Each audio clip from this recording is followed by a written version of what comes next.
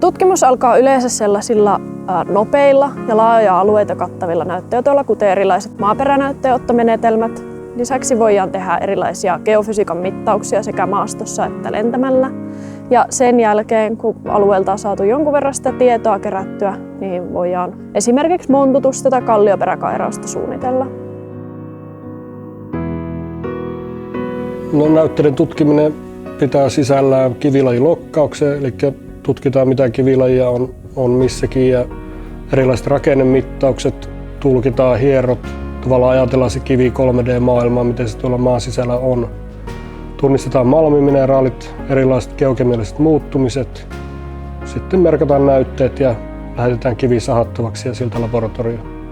No, kaikkihan tähtää geologisen tiedon lisäämiseen siltä tutkimusalueelta, missä työtä milloinkin tehdään. Ja totta kai kun Malmifirmassa ollaan, niin lopputulos, mihin se tähtää, niin on tietenkin se, että löydettäisiin ekonomisesti hyödynnettävissä oleva mineralisaatio. Kun tutkimukset on tehty ja oja on käsitelty valmiiksi, niin sen jälkeen nämä maamassat pakataan takaisin tuonne ojaan. Ja aika pian sen jälkeen heinät, sammalet, kasvillisuus alkaa valtaamaan sitä pinta-alaa.